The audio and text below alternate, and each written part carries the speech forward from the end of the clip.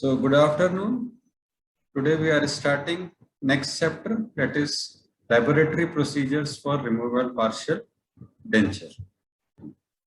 So in last class we had discussed about the mouth preparation.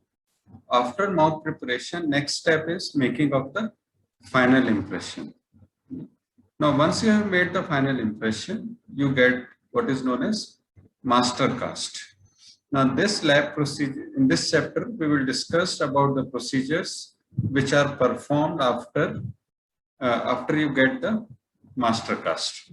So in this chapter we'll discuss, first thing is the blockout and the duplication of the master cast, then making up of the wax pattern on the master cast, spruing, investment of the wax pattern, then burnout and casting, and last is the finishing and polishing. So next step after the next clinical step after the mouth preparation is jaw relation. So in that thing, for that thing you require the record basis. So last thing which we will discuss in this chapter is making of the record basis for the jaw relation. So first is the duplication of the master cast. The master cast needs to be duplicated for the following reasons. So first thing is, on the duplicate cast, you can do the fitting of the RPD framework. Now RPD framework is made up of metal. So when you try the fitting of this framework on the cast, there are chances that you might abrade the cast. And in extreme situation, there are chances that you might fracture the cast. So as to prevent this abrasion and the fracture of the master cast, this fitting, everything needs to be done on the duplicate cast. Another important purpose of the duplicate cast is to fabricate a interim prosthesis. Now the fabrication of a cast partial denture involves multiple steps. So it takes a long duration of time. So during this phase, you can give the patient acrylic partial denture. So that acrylic partial denture can be fabricated on a duplicate cast rather than the master cast. But the most important purpose of fabricating a duplicate cast is to get what is known as investment cast. This investment cast is also known as refractory cast. So on this investment cast, wax pattern is ultimately fabricated. And wax pattern along this investment cast is then invested and framework is ultimately casted against this cast. So that's why it is known as refractory cast. Refractory cast means it can withstand very high temperature. It can be seen in relation to the fabrication of or the processing of the acrylic partial denture. Now acrylic partial denture curing is done at stage maximum temperature reached is around 100 degrees centigrade. Now for casting, the temperature can reach up to 1000 degrees centigrade.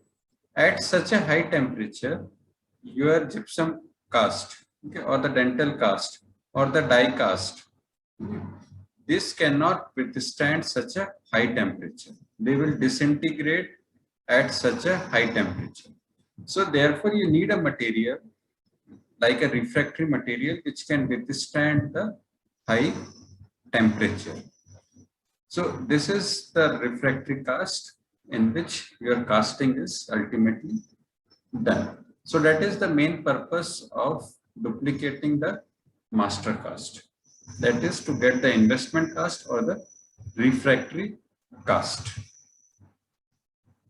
Now before duplicating, you have to carry out certain procedures. And one of the important procedure is blockout. So blockout, as all of you know, is removal of the undesirable undercuts. And this undesirable undercuts, they are mostly removed with the help of the material like wax.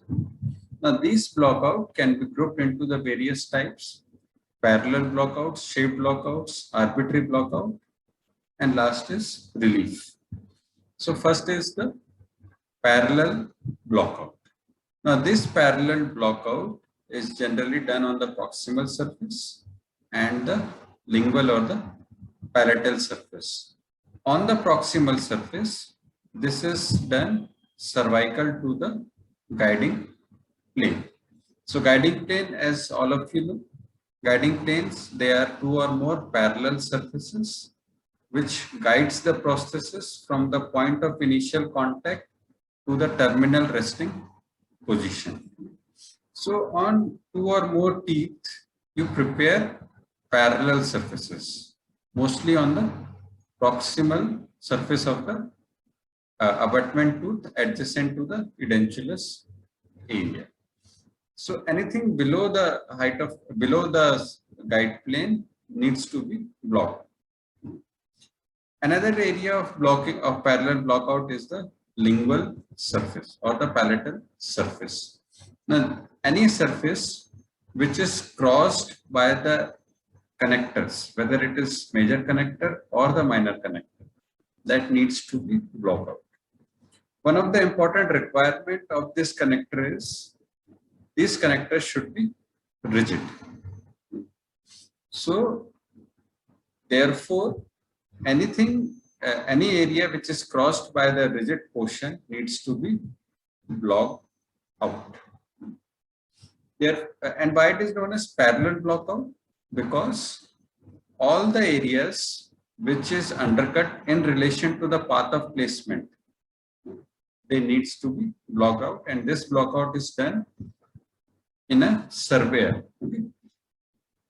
You use a surveyor to do the parallel blockout so that your path of insertion is maintained. So what are the undesirable undercuts? All the undercuts except that undercut which is utilized for retention. In the undercut area where you place the retentive clasp arm, that is the only desirable undercut. Rest, all the undercut needs to be blocked out. Okay.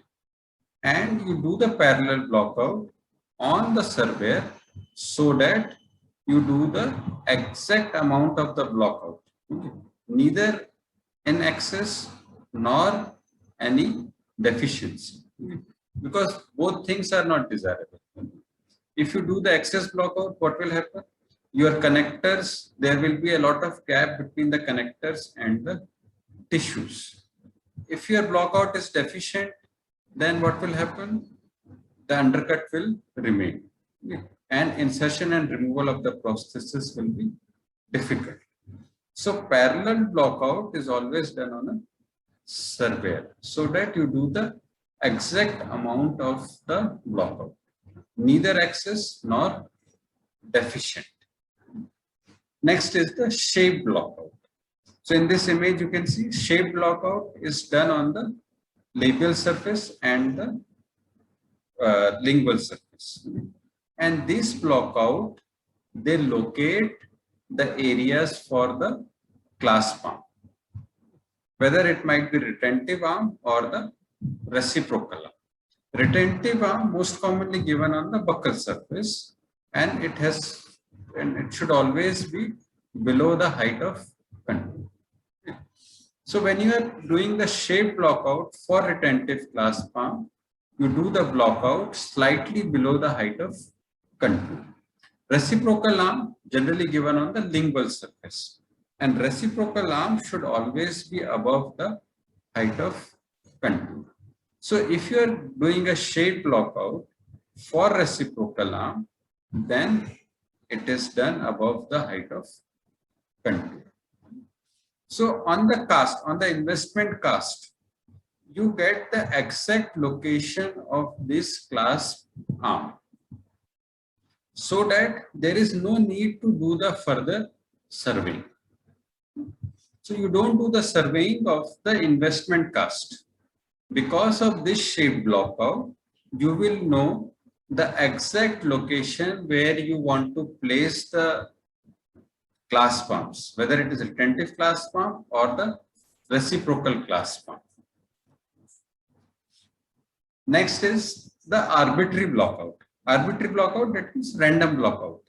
So this arbitrary blockout is done on the labial surface and on those surface which are not involved in the RPD design. So this is the labial surface where the arbitrary blockout has been done.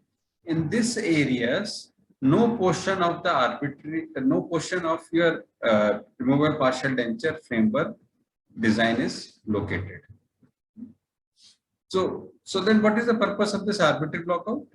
This arbitrary blockout makes the removal of the master cast from the duplicating material easier. You can easily remove the master cast from the duplicating material if you do the arbitrary blockout. Otherwise, what will happen? Your master cast will get locked in the duplicating material, and during removal, you might damage the critical areas of the duplicating material. Last is the relief. So relief in this case done on the edentulous areas. So this is the edentulous area for which you are fabricating the removable partial denture.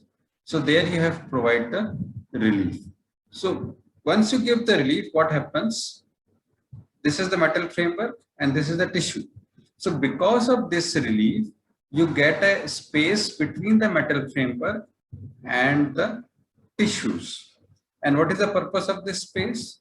This space provides room for the denture base material. So you can appreciate that this is a distal extension case.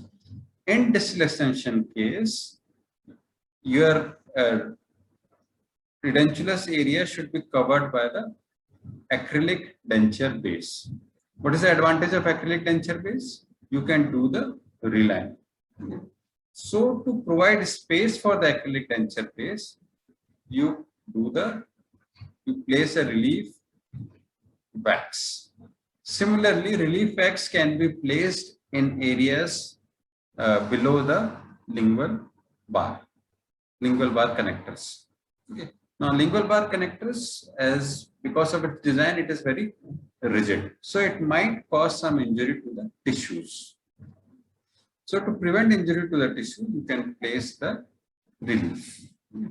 Another purpose of relief is to protect the relief areas like your incisive papilla, mid-palatal raphe, or tissues over the tori. This needs to be relieved because in incisive papilla there are certain nerves and vessels where you don't want to put any pressure. Mid-palatal raphe, some mucosa is very thin and your mucosa can get sandwiched between the hard denture base and the bone. So therefore you provide the relief. Tori, overlying mucosa is very thin. Overlying mucosa is very thin. So you might damage that mucosa. So therefore you want to protect certain tissues. To protect those tissues, you provide the relief. So these are the three major reasons why you provide the relief. Now, once you have done the block out, then you do the duplicating of the master cast. For duplicating of the master cast, you need two things. First is the duplicating material and next is the flask. Now, the commonly used duplicating material is agar. Agar is most commonly used. It is mostly available in gel form. When you heat it, it becomes fluid, and on cooling, it gets converted into the gel form. Another material which you can use is silicone material. But advantage of agar is reversible. So you can use it multiple times. Silicone is irreversible. So you can use it only once. And see the size of the flask. So you need a lot of material. So if you are using a silicone, you will waste a lot of material. So your cost will increase. And agar, because it is reversible, you can use it multiple times. And agar gives also good results. So next requirement for duplicating is flask. Okay, so this is the duplicating flask. This is similar to your Versity flask. The difference here is similar to the Versity flask in that you have got a base flask and then the body of the flask. Versity flask has got three components: base flask, counter flask, and then you have got the lid also. But duplicating flask, you have got the base and the body. And the body topmost portion has got multiple openings. So these are the openings. And this duplicating flask is made up of plastic. Your Versity flask is made up of metals. So like you are flasking in the Versity flask, you place the master cast in the base of the flask. So this is what you have done, the block out, and this is the master cast which you have placed on the base of the flask with the help of the wax, and this is stabilized with the help of the wax. Then over the base of the flask you put the body of the flask, and in the body of the flask at the topmost portion there are openings. Through this opening you can insert the duplicating material. So this is the agar. This is heated to a temperature of around 100 degrees centigrade, and then working temperature it is brought to the 60 degrees centigrade. So at 60 degrees centigrade your duplicating flask is filled with the agar through this opening, and then duplicated flask is subjected to cooling. So on cooling, what happens? This agar is again converted into the gel form. Then after cooling, when agar has converted into the gel form, you remove the base of the flask. Now base of the flask can be easily removed because first thing is this is elastic impression material, and second thing is you have removed almost all the undercut with the help of the blockout. You have done parallel blockout, you have done arbitrary blockout. So most of the blockouts has already been removed.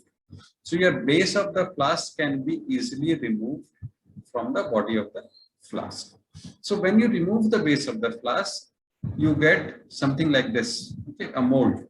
Okay, all of you have seen mold. So this is similar to a mold. There is a big opening here through which your investment material can be poured. So this looks similar to the mold after removal of the base of the flask. Then this is an investment material which is filled into the mold, and after the setting of the investment material you can remove the duplicated cast. So this duplicated cast, you can do the trimming, you can trim the undesirable location, undesirable portions, and then you get what is known as duplicated cast or the investment cast or the refractory cast. Why it is known as duplicated cast? Because it is obtained by duplicating the master cast.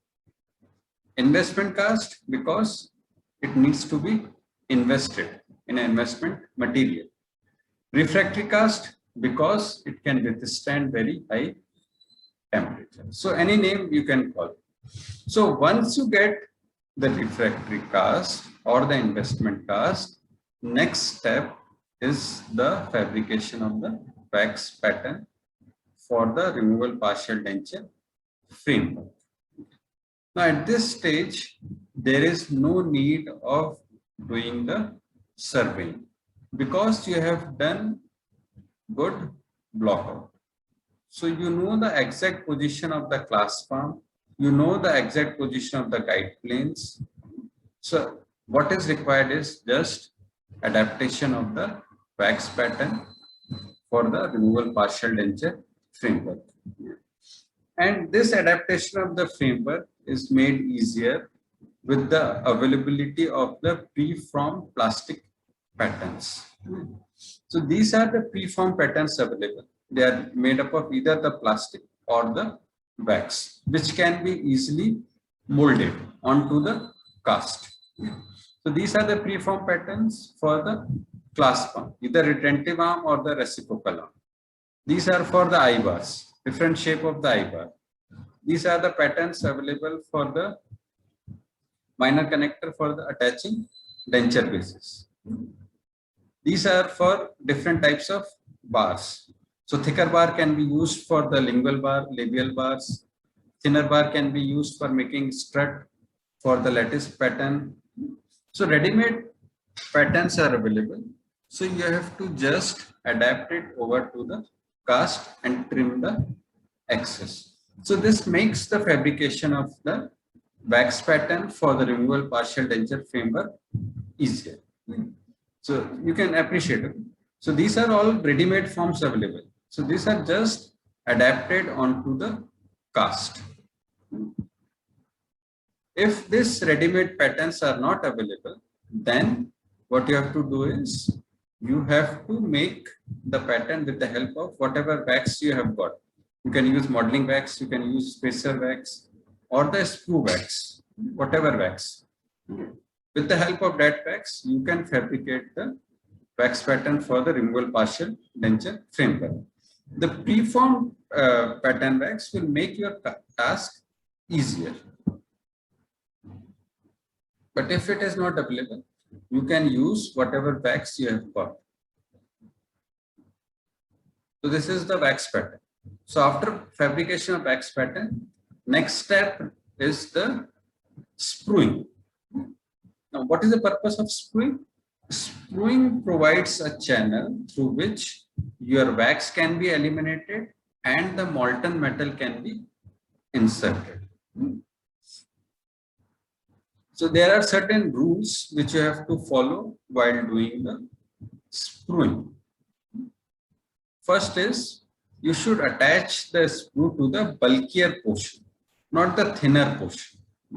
And at the point of attachment, you should do some flaring. It should not be very thin attachment. At the point of attachment of the sprue, some flaring should be done. And the sprue should be attached as directly as possible. There should not be multiple channels or multiple changes in the path. As direct as possible. So what is the purpose of all this thing is, when the molten metal flows through this sprue space, there should not be any turbulence. There should be a smooth flow of the molten metal. If it encounters any turbulence, that turbulence, if you have not attached it to the bulkier portion, or you have not done the flaring, or you have make a multiple bends in the sprue, any of this reason, if it leads to the turbulence, then you might get a casting defect, and you might need to redo you might have to repeat all the process. So as to avoid turbulence, all these points should be kept in mind. Another important thing for sprueing is your sprue should be large enough. What is the purpose of making large sprue? The purpose is the molten metal in the sprue should solidify last. If it is solidifies first, what can happen? If it is solidifies first, then either your complete casting will not be done, your metal will not flow to all the required areas, or if it flows, then you might get the defect. That defect is known as solidification shrinkage. Porosities in the form of the porosities, solidification shrinkage porosities. So this is for sprueing. So this is the image for doing the sprueing. So these are the sprue bags. So similar sprue bags. So you have done the sprueing of the wax pattern.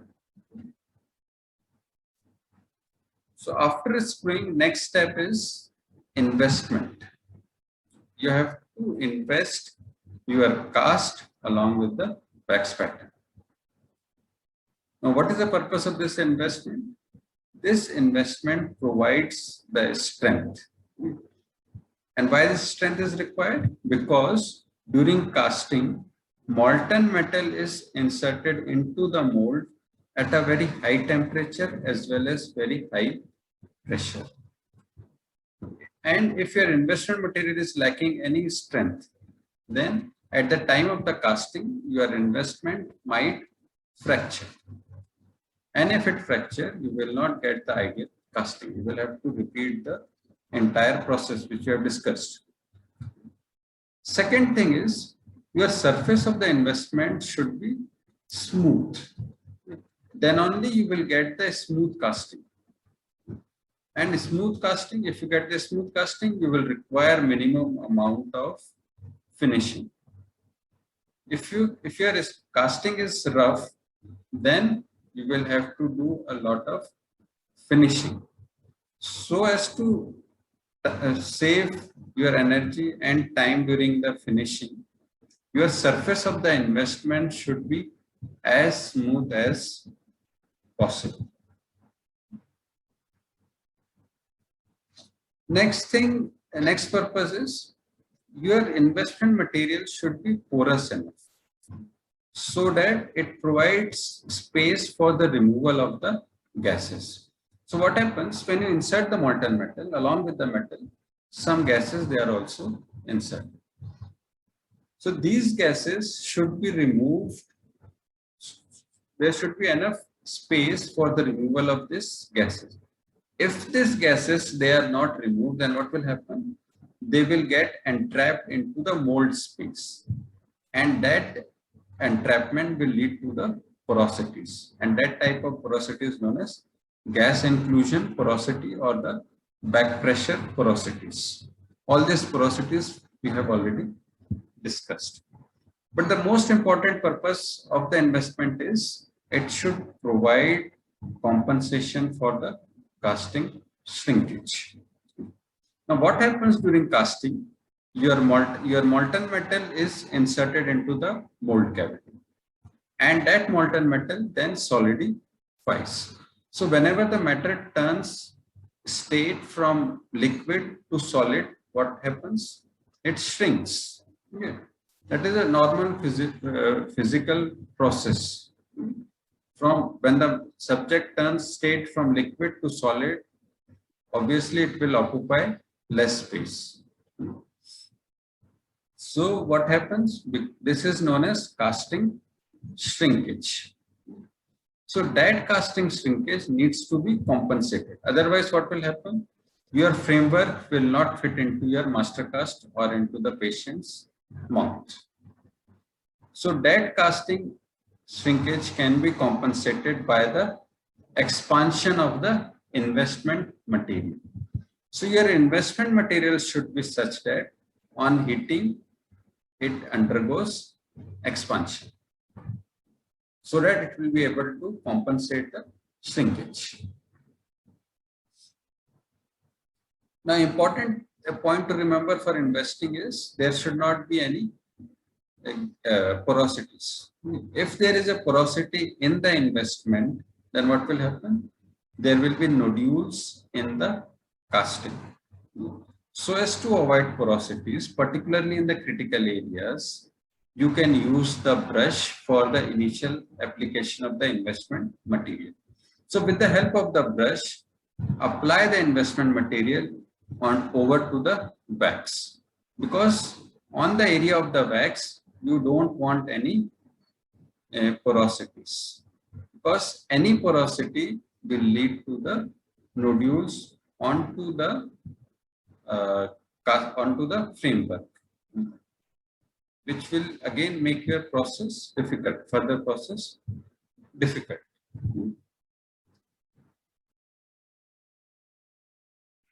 So after investment, next step is the burnout. This is similar to what you do for processing of the acrylic partial denture. In acrylic denture, what you do? You first do the flasking and then the dewaxing. So dewaxing is similar to what is known as burnout. In burnout, the purpose of burnout is it removes the moisture from the mold. Second important purpose is it removes the wax pattern, okay, and creates a cavity into the mold. This cavity will be ultimately filled with the molten metal. So it eliminates the entire wax.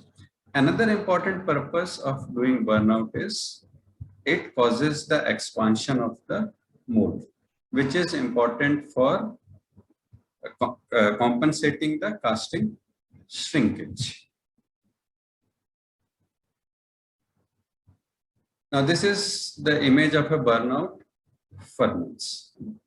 So your investment is placed into the furnace with the screw hole down.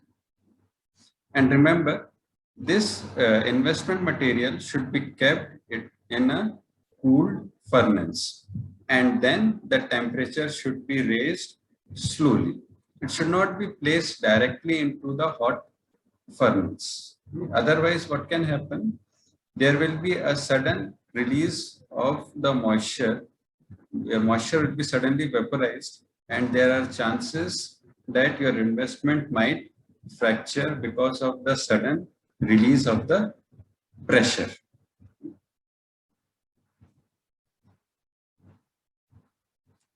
Once you have done the burnout, next step is the casting.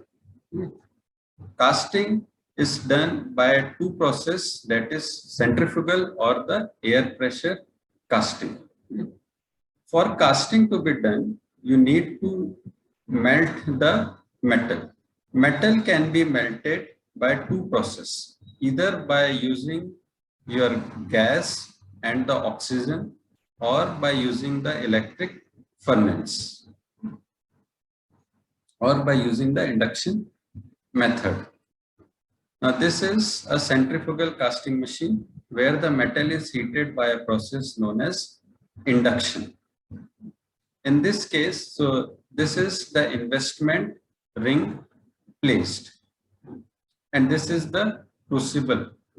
In the crucible, you keep the metal ingots. Your metal, they are heated into this crucible, and this is the opening of the mold of the investment mold, and this is showing the heating of the metal ingots. When the metal ingots has been converted into the molten metal, then this investment material is brought close to the crucible, and then it is subjected to the centrifugal force. Because of this centrifugal force, what will happen? Molten metal will flow into this mold cavity and fill the space created by the elimination of the wax pattern. So you will get the metal framework in the same design which you have created in the wax pattern. So after cooling, then you have to remove the investment material to get the metal framework. So bulk of the investment material can be removed by the hammer, and the small pieces of the investment material can be removed by a process known as sandblasting. Now this sandblasting is again done on an instrument known as sandblaster. After you have got the metal framework, this is subjected to finishing and polishing, because the metal which you have got will be rough, that needs to be finished. This finishing is done with the help of the burrs. Again, you have to follow certain rules. Use the sharp burrs at a high speed rather than using the blunt burrs and applying too much of pressure. So use sharp burrs, keep it at a high speed, and then do the finish. Don't apply pressure, because if you apply pressure, what will happen? It will generate heat, and if the heat generation is too much, then it might even distort your metal framework. So heat generation should be avoided. So you should not apply any pressure, and preferably use good burrs. Also, follow a particular sequence of the burr, starting with the coarse burrs, and as you progress the finishing and polishing, move to the finer burrs. The same way you do for the acrylic. You start with the metal burrs, then do the alpine, and then the sandpaper, then the French chalk and tools. So you apply a particular sequence, starting with the coarse one and then moving on to the fine ones. And your burrs and polishing will should be clean. Otherwise, it might create scratch mark onto the metals. So once you have made the metal framework, next clinical step is the jaw relation. For doing the jaw relation, you need the acrylic record base over to the metal frame. So that acrylic record base can be fabricated by the simple sprinkle on technique. So you directly sprinkle the acrylic denture base over to the metal framework. And because there is a space between the metal framework and the tissues, and there are holes also, so your acrylic will get locked, and then you can carry out the further process of jaw relation and teeth arrangement and trying. After the trying, next step is the acrylization of the framework. So for the acrylization, you have to again follow the same steps. That is the flasking, dewaxing, packing, and curing. Flasking is again similar to the flasking which you do for the complete denture.